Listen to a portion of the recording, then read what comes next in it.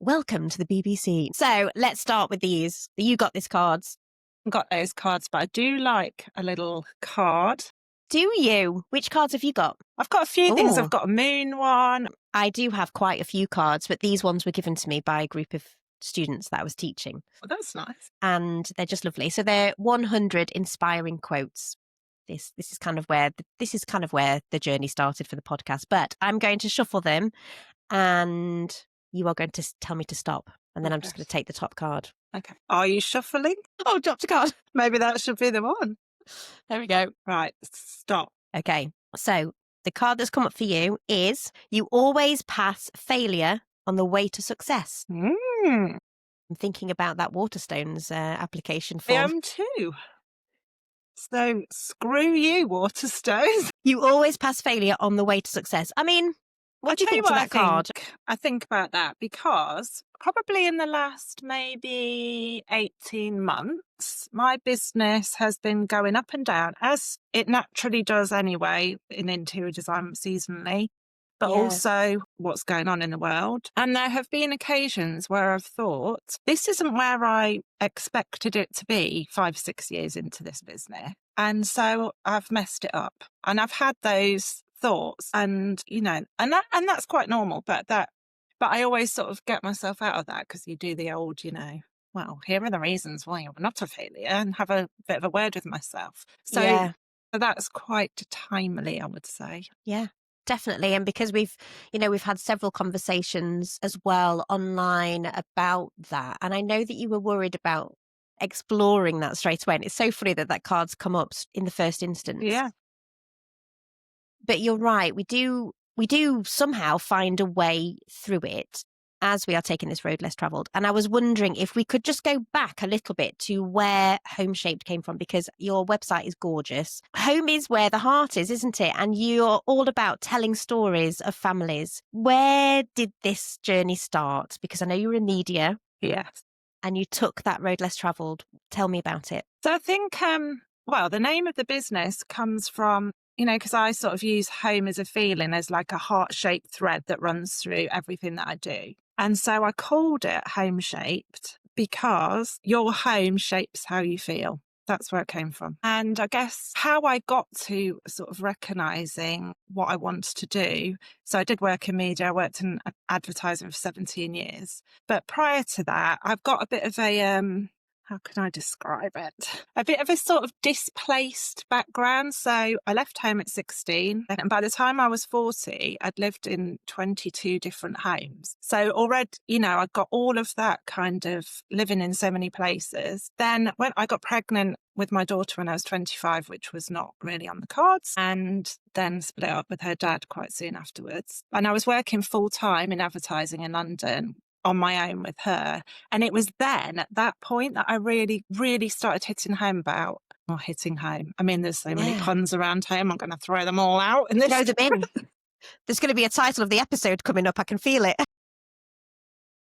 But that kind of got me to the sort of being connected to home and feeling like you've got a safe place to call home. When I got my daughter, and it was just me and her, and we weren't particularly secure, and I was having to work full time when she was tiny to keep a roof over her head. That's when I started feeling really like, gosh, home is so super important.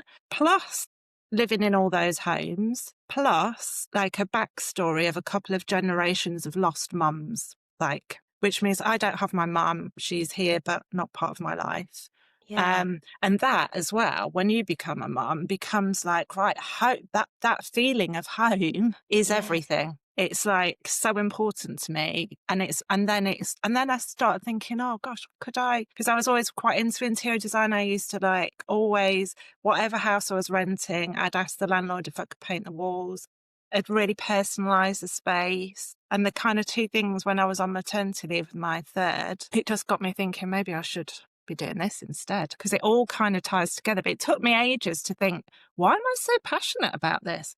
Yeah, because this isn't it. It's like you really get what the feeling of home is. Oh my gosh, what a story. When you put it all together, it's like, Yeah, and it's so funny because when I was doing the research for this episode and I was writing a few things down, the first thing that came to mind was home is safety, home is belonging, home is a human right. Mm.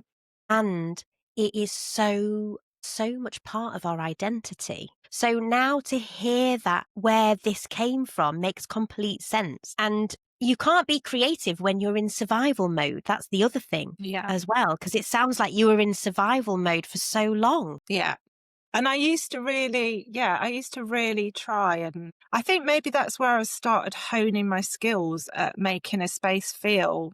There's a few sort of like my own little methodology, which I haven't actually given a name yet, but there's like comfort, balance and adaptability, meaningfulness. Those things are what I kind of design from. And I guess I was honing those skills from like 16 when I was living at my grandma's, going sixth form college, and having to try and make my space feel like mine when she was like, don't put that there and don't, right through to being pregnant but not knowing it and living in a flat with a guy that I lovingly refer to as Cyril Pigby, not his real name.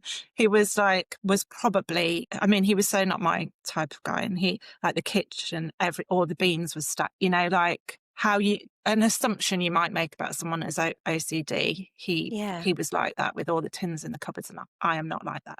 So it's kind of even there trying to make that place that was very much his, and I'd moved into it temporarily as a flatmate, feel like home. And it's this sort of transient living, and then the need to find that base, that place to call home. And so when you got to the stage where you thought, actually, I want to make this my career, what did that look like? Like, how did you get to the decision of, I'm going to leave this very stable, secure career? Well, I'd got to the point where I wanted to leave anyway. So I knew when I had my third that I wouldn't be able to. So I worked full time with Sylvie, my eldest. And then when I had my second daughter, I worked part-time and we moved to Guildford. So we moved out of London because I used to live in London. And that was really hard because I didn't see them for half the week. But then it got a bit dirty at work where I used to work, because they changed my job when I was pregnant to a more marketing role, whereas I was always like media planning and strategy, to rebrand the entire company globally. And I didn't have any marketing experience. And they were like, well, we need you to do it. Here's a little team. Here's some budget. You've got this many months to do it. And then it got shortened and it was really stressful. Gosh. I decided not to go back. They were happy with that. It worked out well. It worked out well for all of us. Yeah. And then I just gave myself a bit of time I was lucky to be able to do that.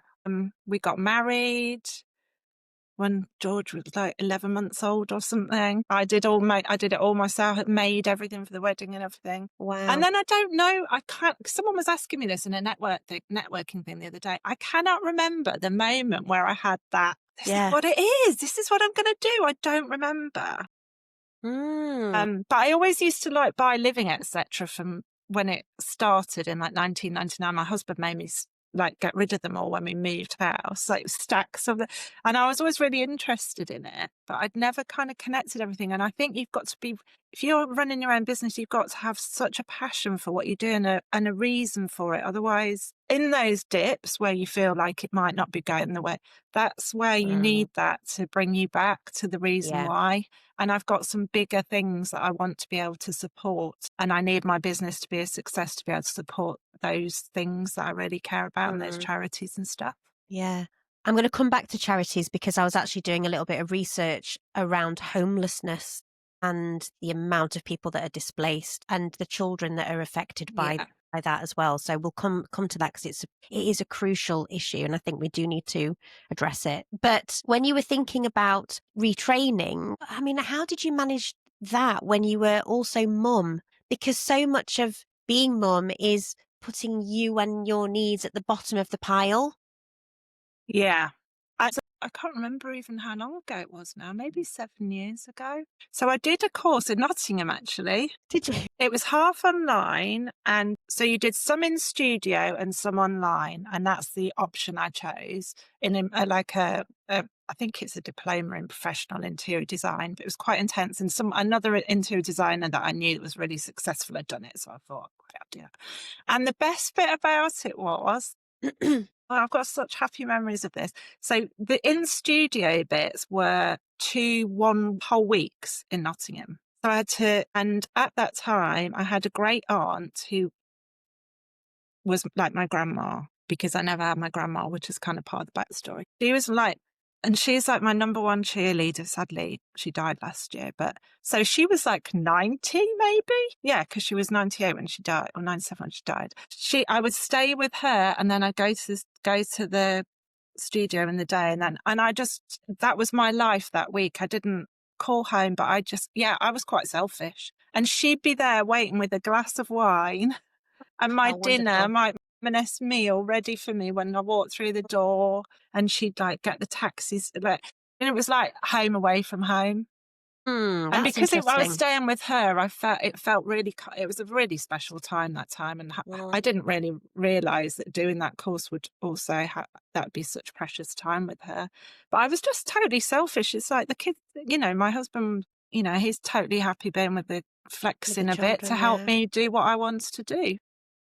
And that's part of it, isn't it? If you do have a supportive network around you, when you do want to step out of your comfort zone, try something else, launch a business, launch a platform, if you know you've got people who are cheerleading you, it's so much easier. If you don't have that, oh my gosh, it feels like you're treading water Yeah. all the time because you are your own cheerleader. So yeah, I mean, having that option to then do your course. And then how long was it after you'd finished the course did you start thinking, right, this is going to be my business, I'm going to launch Home Shaped? How long was it? Do I tell you the truth, or do I tell you an edited version? Listen, tell me both and then we'll decide. I think it took me probably about a year after I did. Like, I absolutely loved the course. I felt so inspired, and I Mm, knew that I was good at it. I knew. And I also knew that I had a slightly different eye to the other. mm, I mean, obviously everyone does, but I just thought, I'm coming at, I already had that home is a feeling thing in my head. yeah. So I was already coming at it from but then I just had a year of like, I don't know if I can do this. I don't know if I've got what it takes to run my own business. So yes, I have got no doubt that I am like 99.9% creative and a Mm, tiny little speck of logic and process. I'm just creative through and through. It's like, yeah. I spent quite a lot of time questioning that, Mm, overthinking. And then I put a thing out saying, I think I started my Instagram, but then I put a thing out saying, does anybody prepared to let me do it for nothing? And I got 3 really good starting clients, or maybe 4 even. And I did those for nothing. And that taught me, just to like, get the experience. I think it was about maybe I think it was probably just about a year and a couple of months before I got my first paid client. But I was Yeah. totally okay with that. I wasn't expecting Yeah. to just walk in and, I wanted to be able to test the water a little bit. Yeah, absolutely. And business planning, media planning. So what I used to do was kind of work out where the connection points were with a Yeah. consumer and the brand across their day. That's basically what media Right. planning Okay. is, and where you can create an emotional connection with a Oh, brand, touch points across the day. That's effectively what it is. okay. But it's like finding when you write a strategy, and it's like finding a golden thread that will weave through. And it's the same with like people's homes, but it's a Exactly. heart-shaped thread. A heart-shaped thread. I love that. Do you know what I'm We're in the middle of we've got to do a rupper. so have I. It really stresses me out. I don't know why. I don't know why we thought we could do this, because neither of us are very good at DIY. But the house has got such potential that when we walked in, we were like, this is it. And if you got to do it all self. We don't have to do it all ourselves. I mean, we're just in the process of doing our bedroom. So we've had the electrics done, we've had it stripped back, it's now replastered, but it's been like that for a couple of weeks. And every time I walk in there, it makes me a little bit anxious and a little bit resentful, because I like beautiful things and I see beauty in everything. And so when I come home, I want to feel relaxed. I want to feel like I'm in a beautiful space, but I'm not. I'm in like a space that's cluttered. We've had to bring things in from the garage because we're having a heat pump put in. We've got red carpets, pink walls, green walls. Like it's a house of its time, you know, like the decoration. And I know you said it on your website, it says the same thing. Like were you doing, was it this house that you were doing up? It's still a doer-upper. It's still the house. 10 It's still years a in. doer-upper. Because we don't want to half-arse it. We want to do it properly. That's it. And so we've just been doing it very bit by bit. And then every time we gather the cash to do what we want to do, the price goes up, and we have to maybe compromise, and then it goes up again. And then we're like, well, if we compromise too much, it's not what we want. That's okay. What was the first room that you did in the house? Living room. And so talk me through that creative process and why the living room. I think, well, the living room is where, because we've got not a very nice kitchen, and it continues to be, I call it the 1980s Greek taverna, because it's got really hideous tiles. It's got a lino floor. It's just giving his Greek taverna. Sounds like a bit bad. My kitchen. It's just hideous, and it's dark. But the living room's gorgeous. It had an open fire. It's got big French doors onto our gorgeous garden, which is what we bought the house for. And we make quite a big deal of like the ritual of Saturday night TV, and we always have done as a family. And so that space was just naturally the most coziest, comforting space to get right. Yeah. So that's where we started. And it was a big job. Like, we had to redo the floors, we had to replaster. But it is super cozy, and people, as soon as they walk in, they're just like, oh, this room. Yeah. And that's it. It's the feeling that you get when you walk into a room. And, you know, in some ways, it's like, it doesn't really matter what you put on the walls in terms of colour or anything like that. It's the feeling that you get when you feel safe, isn't it? Yeah. And there's lots of reasons, like colour does have an impact. But there's quite a few different layers to creating that feeling of comfort and safety. Can you talk me through them? Yeah. So like, it's a sensory experience. So it is visually. So you said something earlier about like you see beauty in everything. So do I. Like, and it's funny because this is what I really resonated with your last podcast. Is she said something about you'll find like bees don't have noses, but nose to nose with a bee. Well, I quite often get laughed at in the Arboretum across the road from our house, because I'll be there with my phone, with my phone, like photographing a tiny raindrop dropping off a leaf. Yes. Or I'll be there's some eucalyptus trees in there. It's like split into different parts of the world, and that's the Australia bit. And I've got a huge connection to Australia because my mum's from Australia.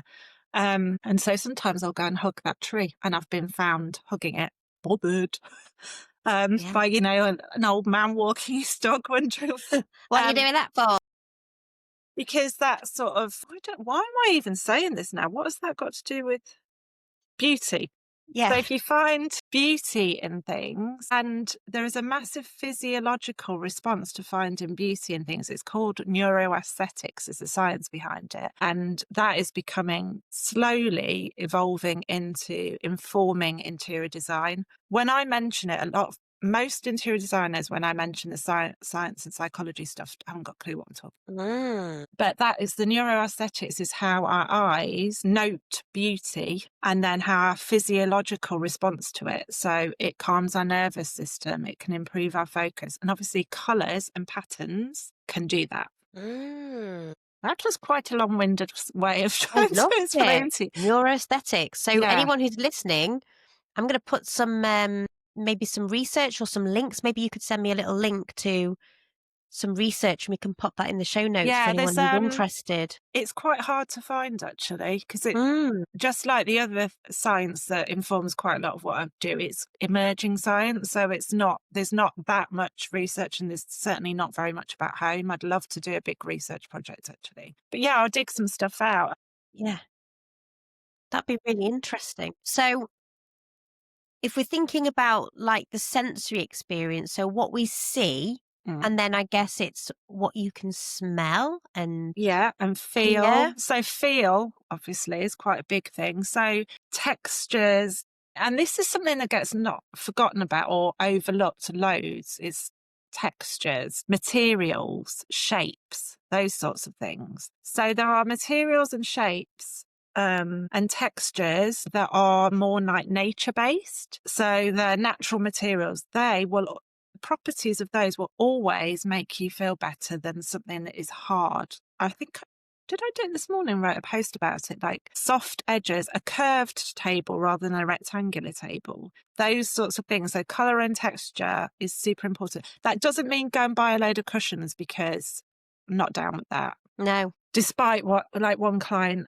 said to me, "You're not just going to get me to buy loads of expensive cushions, are you?" No, I am not. That is such a like cliched thing. Um, uh, but it's more about, but a wool blanket, however, I would advocate, because that's like instant cozy, and it Yeah. makes you feel comforted because it's wrapped around you. It's like a hug. It's that kind of stuff. So it's like things you can see, textures and stuff. Then also the way the room is planned and the layout can have a huge difference. And there's a lot of stuff to do with, like, back to our kind of cave days, things like where you position your furniture. So it's really important, like with your bed, but it might be your sofa, so that you've got a view of the horizon, so that you can, back in those days, it was so that you could see danger coming. And that's Yeah. why you'll always feel more comforted sitting in a chair that looks out into your garden or the view, rather than with your back to it, without you Yeah. even realizing it. So pivot, move your furniture so that you're getting the view, and it will naturally Mm. make you feel better. Yeah, because you talk a little bit about doing that when you were a child as well, like rearranging furniture. Realise it is such a subconscious thing. Our kitchen, the taverna, has a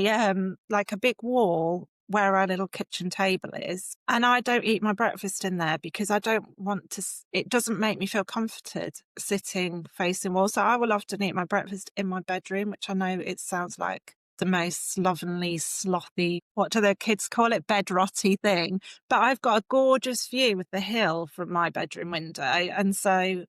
And I just don't, I feel so uncomfortable sat in there that I'd rather just Yeah. grab my granola up there instead. And do you have a chair that's by your window? I'm imagining you sitting in a lovely chair, I or are don't, you but on your bed? our furniture is all kind of orientated as much as possible to be to the views.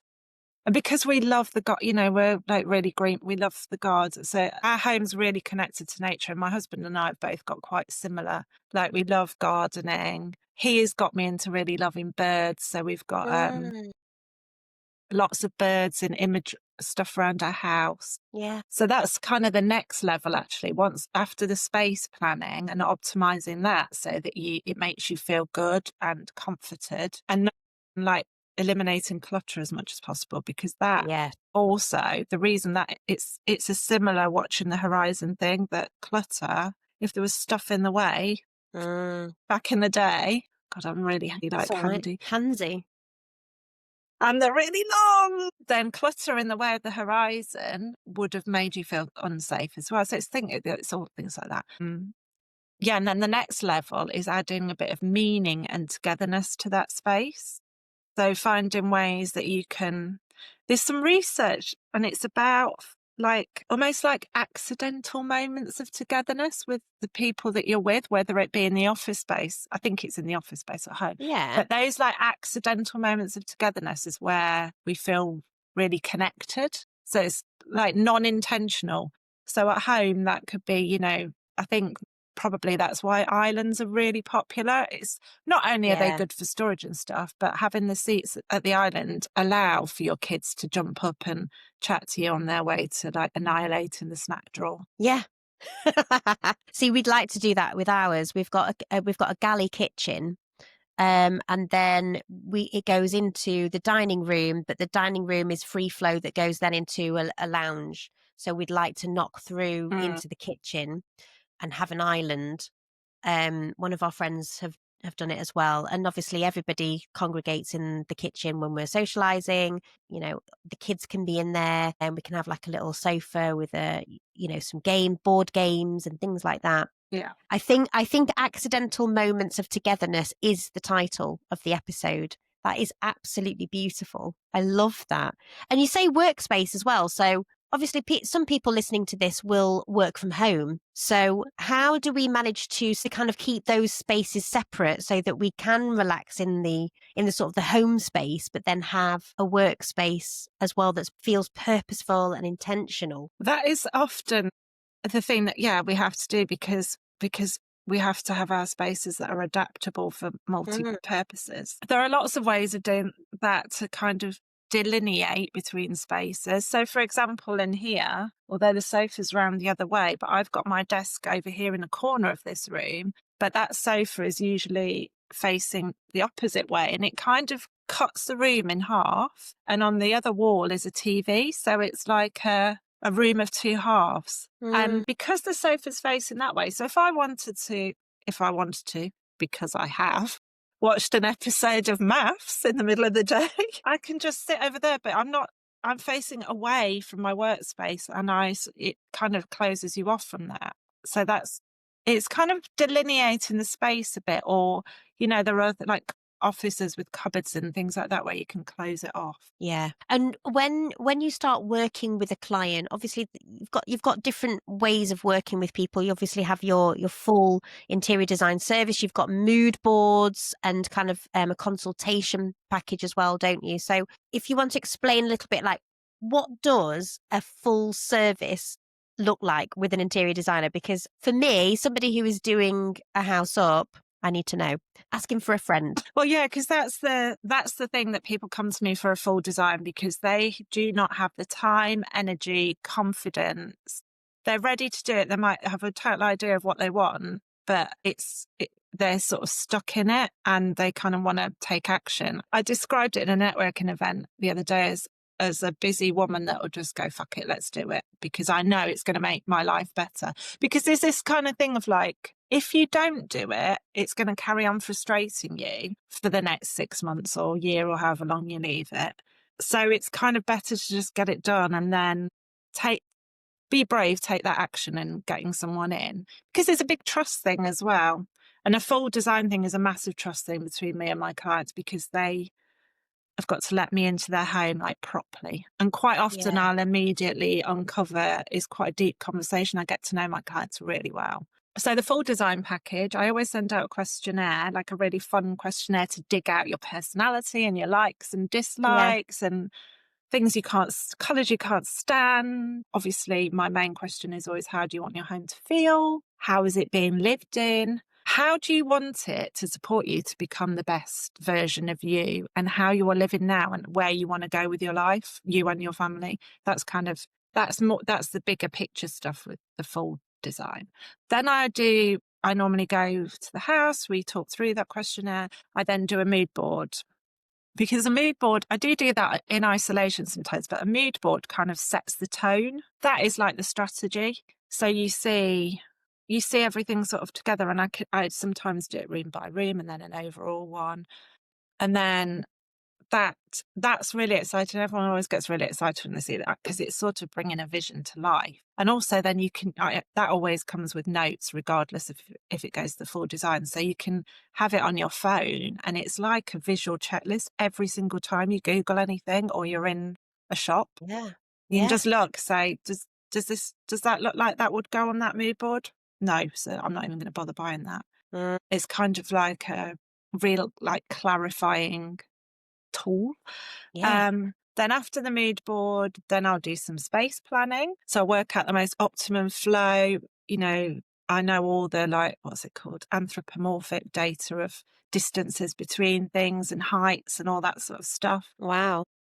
Yeah, so there's quite a bit of that behind it that you would never really Mm, think about. And actually, quite boring. It's like how far the TV needs to be away from your head and what angle. And I don't think that's boring. I think that's really interesting. I like all that. And then I do to scale drawings of room Okay. layouts, and I hand draw it because I like drawing. I'll Mm, design bespoke furniture if I feel like that's needed.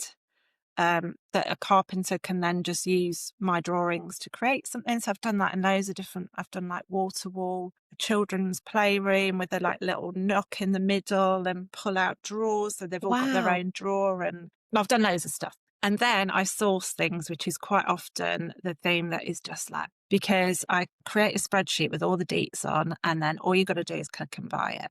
And I'll Oh, make like a limited selection, because the whole point of me doing this is so that you're not overwhelmed anymore.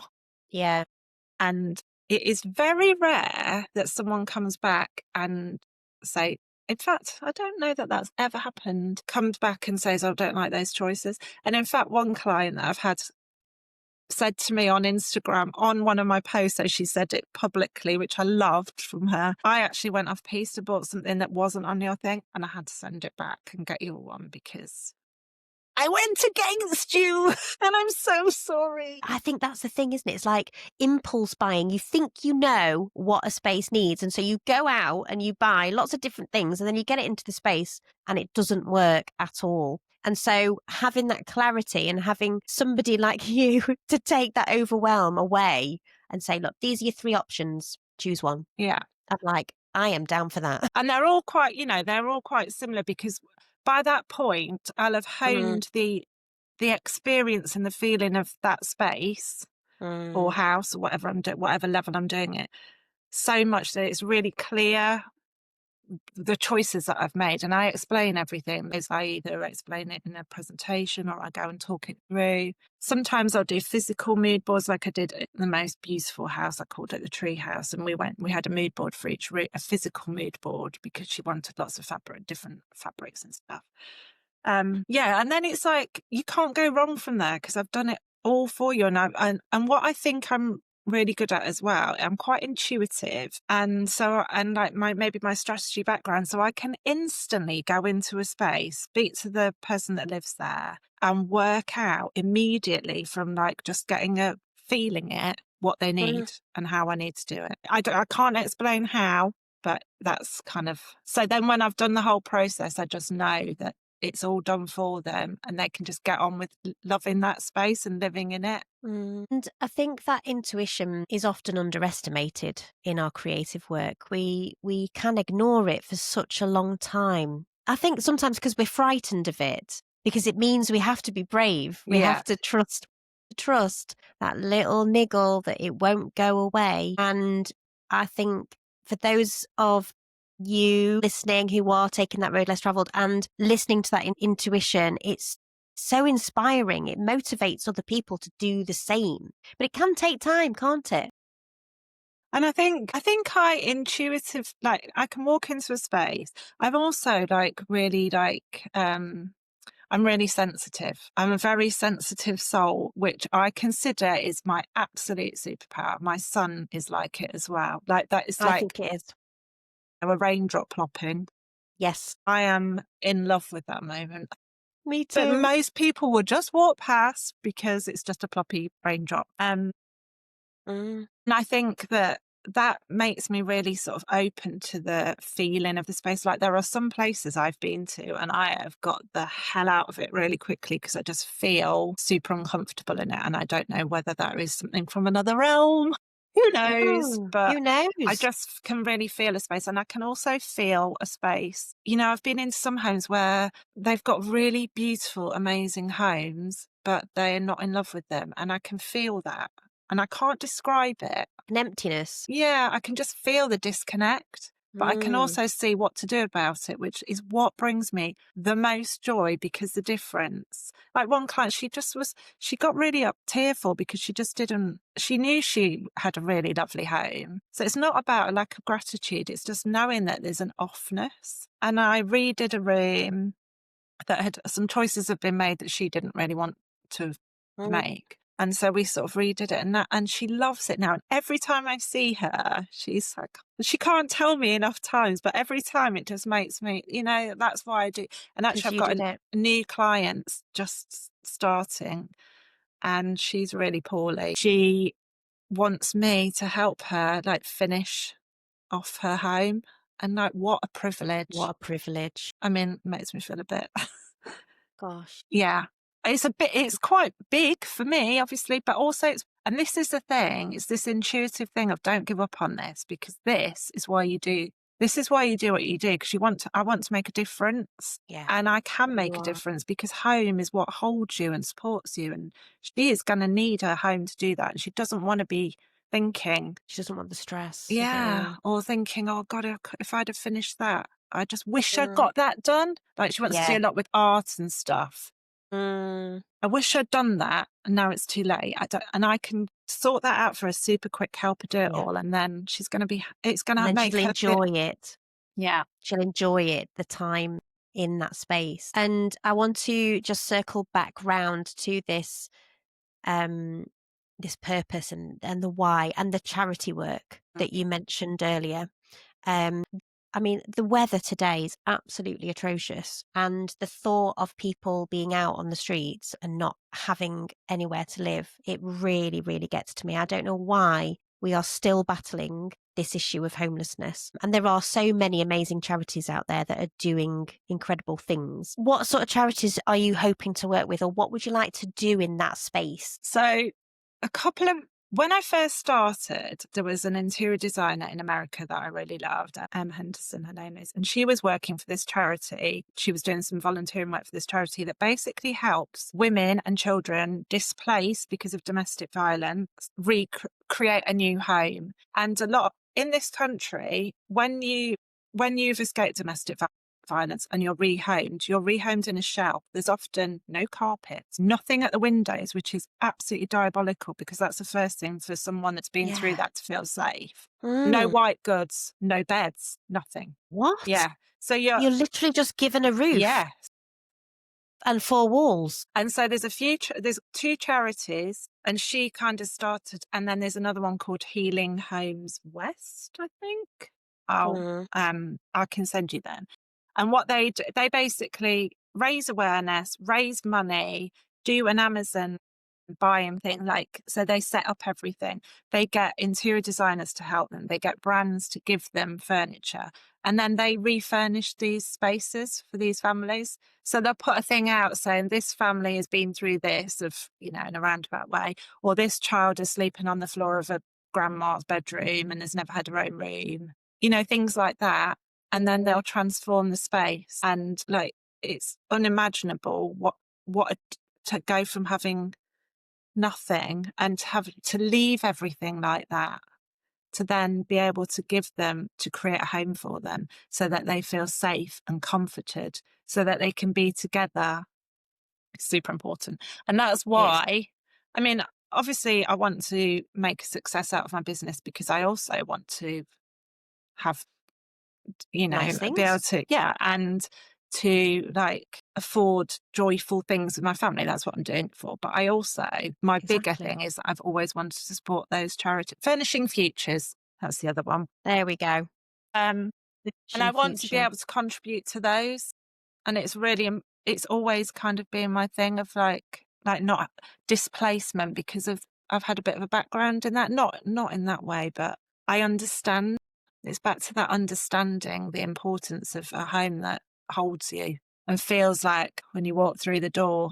And there's lots of different, it can be a frazzled mum coming home and just thinking, oh God, I don't want my home to be another like thing on my on the mental load, Yeah. Yeah. to someone that physically needs safety and comfort. Well, we will put both of those organisations, the links to those organisations, in the show notes so that people can actually go and see this incredible work. Mm. So Healing Homes was started by a social worker. So there's kind of like, and it's quite intimate, because there's a lot of things you have to go through with each council or whatever, because it's a Yeah. big thing. To keep safeguarding, I Yeah. guess, data protection, Yeah. There's safeguarding. so much around it. It's not just going to put a sofa in it. So they're quite they're doing great stuff, but it's only based in a couple of areas of London at the moment. And obviously the need is across the whole country. So I've always sort of said to them, if the finances become available, I would love to be trained up enough to open something in my area and Yes, do that.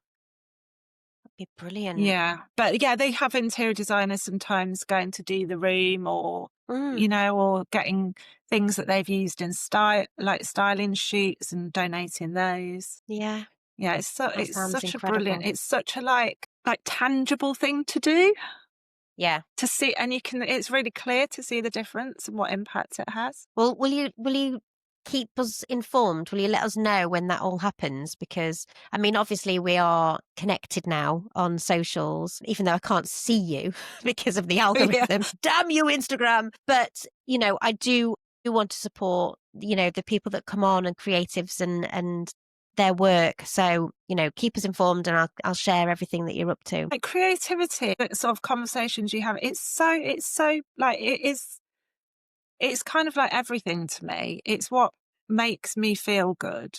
And that's kind of why I do what I do as well. So it's so important, I think, to recognize the struggle, support each other, understand what is the power of it and what it's doing for us. And if you can sort of lift, it's funny, I was at a networking event the other day and the girl that ran it, I ended up talking to another interior designer who lives fairly local to me, who I've never met before. Wow. And we start talking about our kind of values and our ethos, and they're really aligned. And we were Mm, like, oh my God, this is amazing. And then the network person that had ran the networking got in touch with us afterwards and said, can I do an Instagram live with you? Because it's really unusual that two people in the same industry with the same kind of ethos. Obviously, we've got mm. totally different styles, and I don't know her, but I imagine she's a bit more sophisticated than me and less sweary. And she You designs haven't. I bet I have. Her style's very different to mine, but we Mm. immediately connected. And she said that's really unusual. There was absolutely no like barriers up. There was nothing. It was so open, and you were so open to each other. Like, yeah, because that's how Oh, it should be. yeah. Because Yeah, yeah, I haven't managed to get to any networking events yet because it's so difficult to get to them, to be mm, honest, around school runs and I was chatting about it in my Substack. I would love to be able to get to the networking events and meet people like you and chat to you about your work and the power of creativity, but I just can't get to them. mm. So it's amazing when you do get to one and then you connect with somebody like that because that's somebody that you're probably going to do some Well, collaborations with, I maybe should we will. imagine, Yeah, I think or just to support each other, just check in yeah, every now we and don't again. need to be like hiding, because that's what we were talking about. I don't need to hide my philosophy and how I do what I do. I don't need to hide that from you because I'm quite confident in what I do and you're confident. But we can share our sort of problems and challenges and our Yeah, successes. yeah, And we may come across one thing where someone goes to her and to me, but they probably won't because they'll be drawn to her and someone else will be drawn to me. either or. Yeah, no, you're right. I mean, a house that and it's funny, I'm just thinking about this house that I did probably like 18 months ago now. I did the whole house. It's an absolutely massive house. Her three daughters are grown up and left. She wants to redo it Mm. and make it really feminine and gentle and calm. But during the process of the reno, where her home was overtaken it was a big job. She had loads of men in there it was all men. Well, actually, it was a couple of women. They took it over. There was disagreements between people working on the Mm. project. She used to ring me in tears because she started to hate her own home because it just got so overwhelming. She nearly sold it. I was absolutely Really? devastated because after all that work making it feel so good for her, she fell out of love with it. She's now come back round and she Mm. absolutely loves it. And it is so calm, but she kind of had to go through that storm to get there. And I'm so glad she stuck with it. So calm Yeah. can come your way in that home, and then you might feel more connected to it. Maybe you could put some intentional like stuff around, even when the walls aren't done, to kind of like display like little things that will spark joy. So Yeah. reflect your values, reflect what you hold dear as a family. Might be just be a Yeah. nice picture. You could just stick it up on the bare plaster or whatever of Yeah. something No, that I you've think done that's a this really summer. good idea. And that meaningfulness will make you feel that little bit more rooted to it, even when it looks like a Yeah. A dog's dinner. I'll send you some pictures.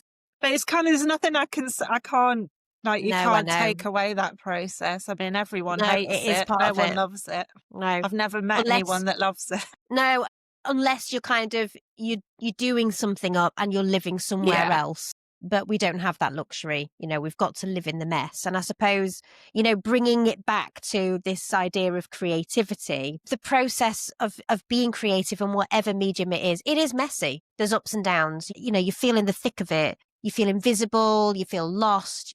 You don't know where you're going. You've lost all your rations, all of those things. But it is part of it. It's what makes the final Yeah. hurdle, the final step, wherever that destination is or whatever it looks like, I think that is part of it. And all it's worth it. almost like that's what happens when I design as well. I would think up my initial strategy and then I'll get to a bit in the middle where I don't know about this. And what if it doesn't quite feel, and I have to work. It's like having a bit of play. I have to kind of work at it Yeah. to really get it. And because I am a bit of a perfectionist and I almost have to close myself off. Like, no, don't. You could overthink. Could keep looking for sofas for the rest of your life. The ones you've chosen, and I even do that. And I'm an interior designer, so if you're just in your own home trying to find one where you don't know what to look for, or shapes, or colours, or textures, or fabrics, yeah, Comes too much. yeah. So I think you're right. That creative process is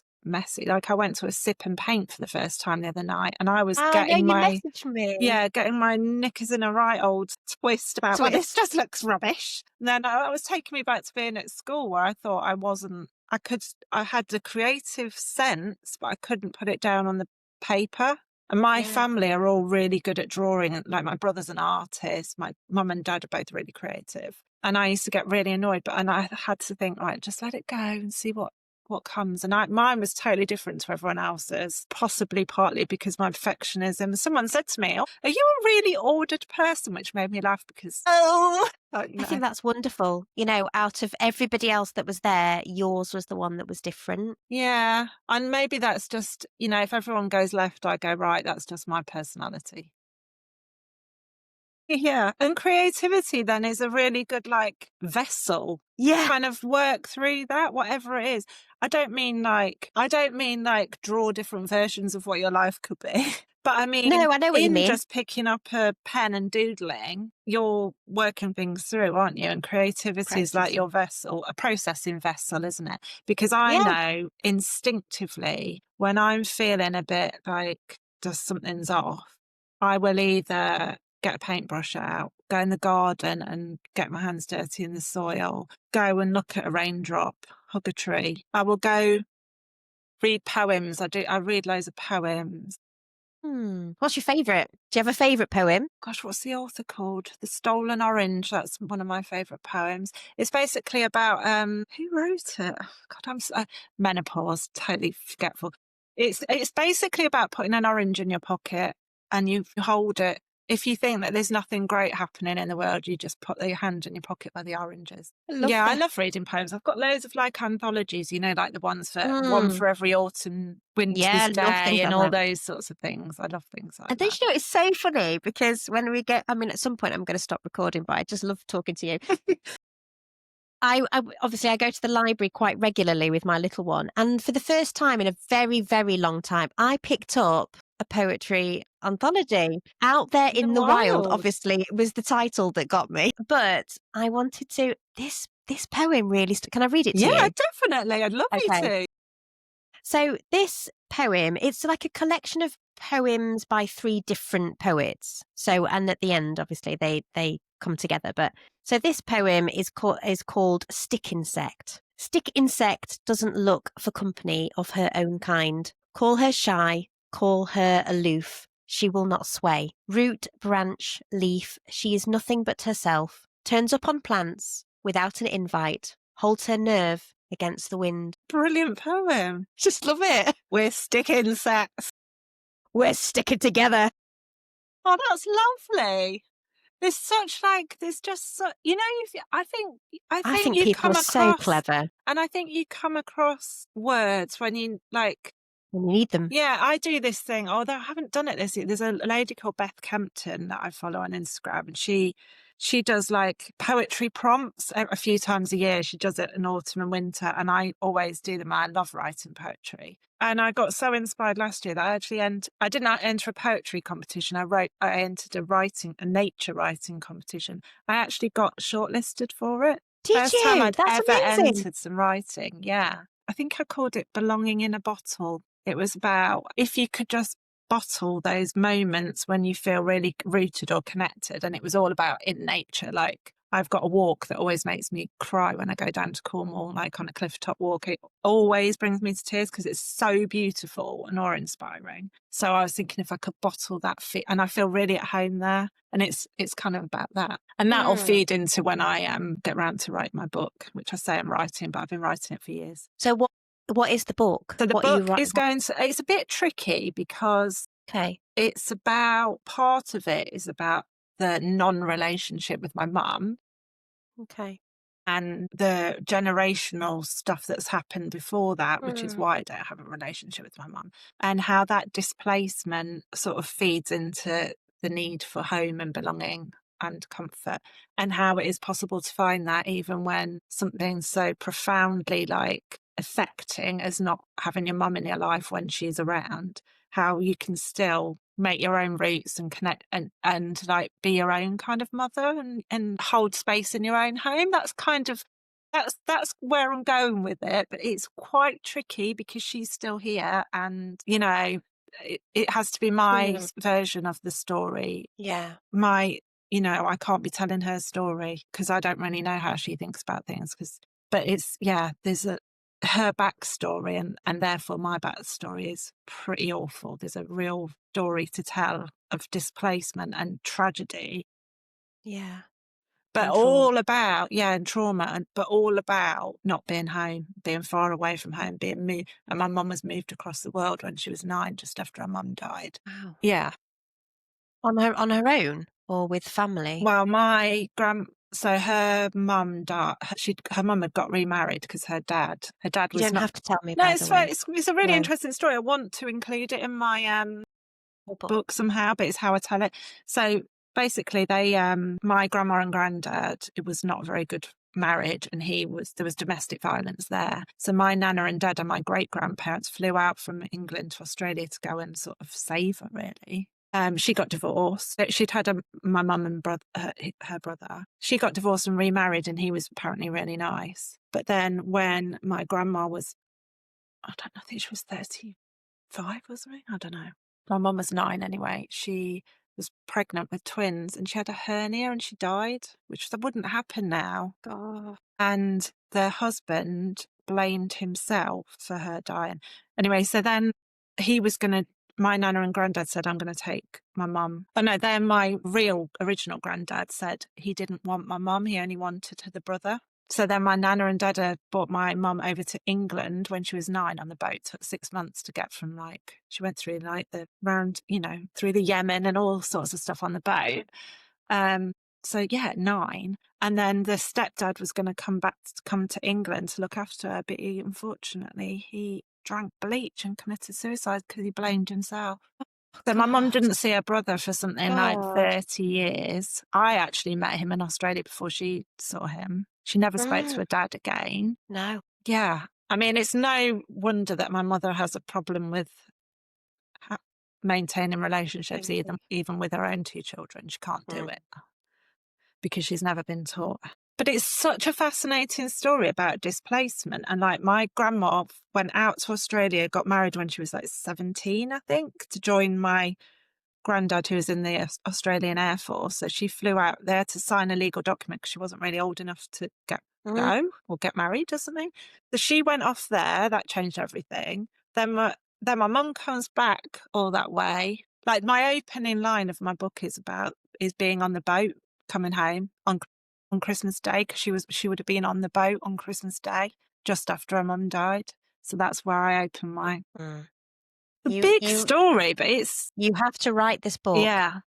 You It's, do. like, really interesting. It's too and Yeah. I kinda wanna do it for my grandma. I've got a real, like, thing. Obviously, I didn't meet her, but I've got a real thing Mm, of, like, wanting to make something of what she didn't, you know? But it's yeah. also super important to me that I don't carry that legacy on again and that I Yeah. don't, for whatever You stop. reason, there is no abandonment of my children. Yeah, so it's all fed into that. It's quite a big thing, but it's all connected to home. Oh, it's huge. It's all huge. It's the foundations Yeah, of your practice, of your work, the way that you want to support the charities that you've identified. It's full circle, isn't yeah. it? I can't wait to read it. Can't wait to write it.